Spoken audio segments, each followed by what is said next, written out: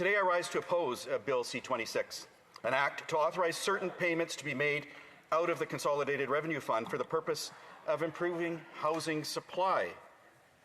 And as of always, I rise on behalf of the great people of Couch, Malahat, Langford on beautiful Vancouver Island. The seniors, the young families, the trades workers, the veterans, the men and women who get up before dawn, work hard, play by the rules, and yet watch the dream of owning a home drift a little further out of reach every year that passes. In a Cowichan Valley today, the benchmark price of a single-family home sits above $780,000 across Vancouver Island. It is close to $800,000 in Greater Victoria, and including Langford, the average sale price is now nearing $1 million. But there are people behind those numbers, Mr. Speaker, and I know many of them by name. I know veterans, men and women who once wore this country's uniform, who are now living out of their trucks. I know forestry and mill workers, knocked down by mill curtailments and closures, now living in campers. I know people who have been taxed out of the very homes they worked their whole lives for, and who are now living in trailers and tents. And I know young couples who have all but given up on the idea that they will ever stop renting. So when I speak about housing in this chamber, I'm not speaking simply about a line in a budget.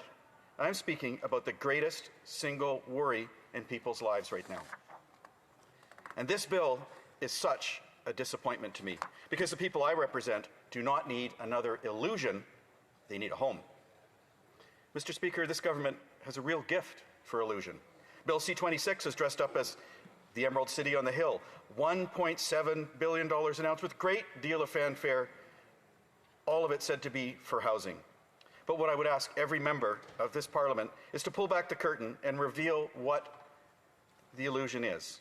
Because when you do, you find that the whole substance of this bill is a single small section, and it says the Minister of Finance may make payments up to the provinces and territories totaling up to $1.73 billion. It says the amount of each payment is to be determined by the minister himself, and it says those payments may be made at times and in a manner that he alone considers appropriate. That's the entire bill. There are no conditions attached to it. There's no requirement to come back and report to Parliament, no definition of what improving housing supply is even meant to mean, and nowhere does the government commit to building so much as a single home. They claim 11,000 for the $13 billion they're spending. What we're being asked to approve is not a housing plan at all, but a blank check. And we're being asked to trust the one man who gets to fill in that amount. Mr. Speaker, we have seen this before, and not long ago. Buried inside Division 16 of the last budget bill, Bill C-31, was the Defence Investment Agency Act. I studied it closely as a member of Standing Committee on National Defence, and tucked away in it was a remarkable power, the authority for a single minister to draw up to $1 billion at a time out of the very same Consolidated Revenue Fund. The same fund, the same kind of open-ended discretion, and once again slipped quietly into a budget where most Canadians would never think to look. I spent a better part of 3 decades in uniform, and I can tell members of Parliament plainly, you do not rebuild a military or a country on a blank check and a fancy press release and announcement. And now here we are again with Bill C-26, a different minister, a different file, but the very same approach. The Minister of National Defence reaching into $1 billion at a time, and now the Minister of Finance reaching into that fund for $1.7 billion more.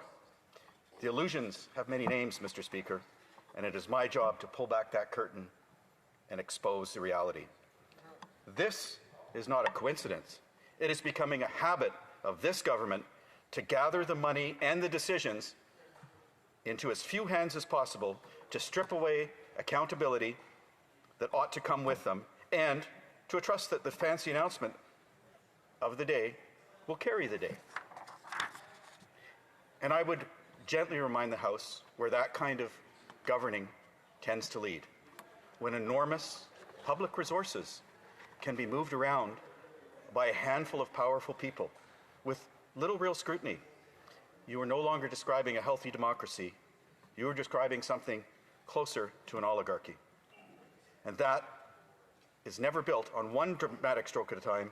Rather, it is built quietly $1 billion unaccountable dollars at a time. Because when money on that scale can move on the say-so of one minister with no criteria, no audit, I think we all know who tends to benefit in the end. And it is rarely the young family in Langford or the senior in Duncan. It is the well-connected and the well-placed. Which brings me to the real question at the heart of this bill. It does not ask us to trust an institution with all of its checks and balances and safeguards. It asks us to trust one man, the Minister of Finance. And so I think it is fair to ask whether that trust has been earned. Consider the record, Mr. Speaker. The minister told Canadians he had recused himself from the Alto high-speed rail file, one of the most expensive projects in our country's history, and because his own wife serves as vice president at the very corporation building it. He wrote a letter, he announced a screen, he assured us he had stepped aside. And yet, when a motion came before Parliament that would have stripped the high-speed rail provisions out of the government's budget bill, the minister did not step aside at all. He stayed and he voted to protect the project. Mr. Speaker, both of these things cannot be true at the same time. Either he had genuinely recused himself or he voted on a matter that reached to his own wife's employer. Hundreds of millions of dollars have already been spent and poured into that project, and the track has yet to be laid. I do not raise this to make anything personal. I raise it because accountability is the whole purpose of Parliament. And this is the same minister asking for us the same trust on the same terms. Now only the figure is $1.7 billion higher. Mr. Speaker, I have not risen here only to criticize and show the illusion. The people of Vancouver Island deserve better than what this bill offers, and there is a better way forward, so let me set it out. First, tie the money to results rather than to announcements. The funds should flow against real, measurable increases in housing starts and completions, verified and made public. Second, put the conditions in the legislation itself, not in one minister's head. Clear criteria, clear timelines, and clear reporting back to Parliament. And third, bring in the Parliamentary Budget Officer and the Auditor General to follow this money from the first dollar to the last nail, and to tell Canadians honestly whether it worked.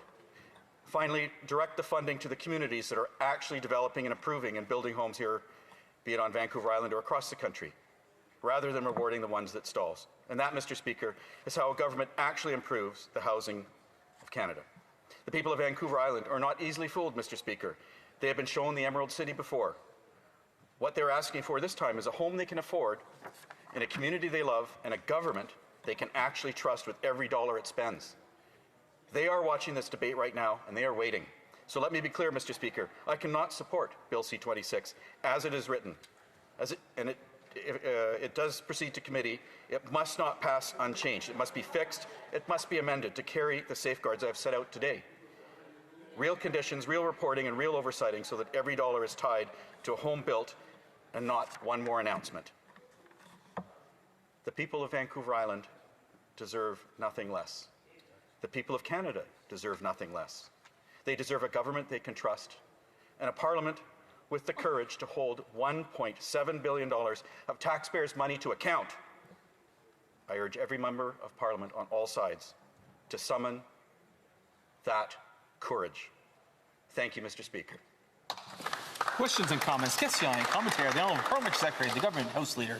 Yes, thank you, Mr. Speaker. I believe that the member is wrong on so many accounts. In one sense, he needs to realize, Mr. Speaker, that what we're talking about is $1.7 billion working in collaboration with other provincial and territorial jurisdictions in order to increase Canada's housing stock. The best example is the one that's already been negotiated in collaboration with the Premier of Ontario, which is, by the way, a progressive Conservative government. We have actually come up into an agreement where we are going to see the residents that are going to be purchasing new homes save literally tens of thousands of dollars on each home. To deny the reality that this is not going to motivate more home constructions, more ownership, is denying reality. Why won't the member recognize reality?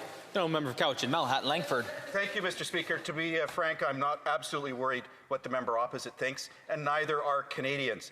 11,000 homes built so far under a project for $13 billion, looking for an extra $1.7 billion. Let's be serious. There's absolutely no accountability. The Prime Minister pledged 500,000 homes per year, 260,000 starts last year. My math says we're short 240,000. That's what Canadians care about, not what the member opposite has to say. Thank you. Question et commentaire, l'honorable député d'Abitibi. The Honourable Member for Abitibi-Témiscamingue. I'd like to thank my colleague for Cowichan Malahat Langford. I would like to thank him for his rigor and ability to analyze. It's nice to hear in this Parliament, especially after hearing the two parliamentary secretaries who were both very partisan. It was nice to hear from our colleague. It was nice to hear him propose more methods for accountability, and I'd like to hear more from him on that. What would he propose in order to ensure that there's more cost-cutting? For example, housing is a provincial jurisdiction. Would it not be better to give the provinces the money with fewer strings attached in order to reduce red tape costs and increase housing construction and housing accessibility for people who need it? Thank you. L'honorable député de Cowichan Malahat Langford. Merci, Mr. Speaker. Merci à mon collègue pour la bonne question. Absolutely, and I appreciate his kind words and the opportunity to speak a little bit, very briefly in the time I'm allowed, about some of the improvements. And I laid it out fairly clearly in my speech, but I think it's about accountability. Look, we love when money is spent to help housing in Canada. We're always accused we're voting against that.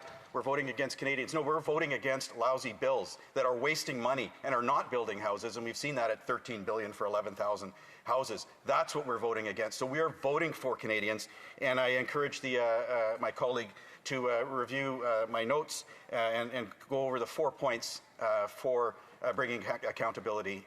Thank you very much, Mr. Speaker. Thank you for questions, comments. Question et commentaire, the honourable member for London Fanshawe.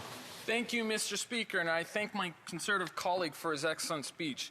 Now, he brought up concerns with regards to Bill C-26 and also the spending of $1.7 billion. My concern with this spending is the lack of accountability. Liberals, over the last 11 years, there's been various scandals provided by this Liberal government. The We Charity scandal, the Arrive scam scandal, and also the Prescribe IT scandal. With the lack of accountability, there could be opportunities for another scandal with this bill. I'd like my colleague to possibly comment on that and what he thinks.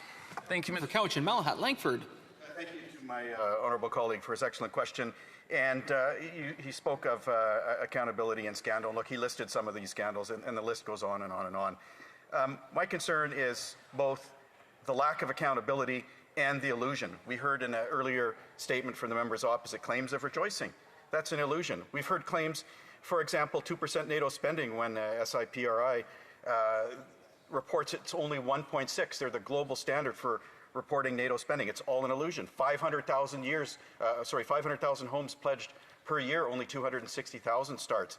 Again, another illusion. So Canadians are tired of the illusions, and they're tired of the scandals, and they're tired of this government. Thank you, Mr. Speaker. Hear, hear.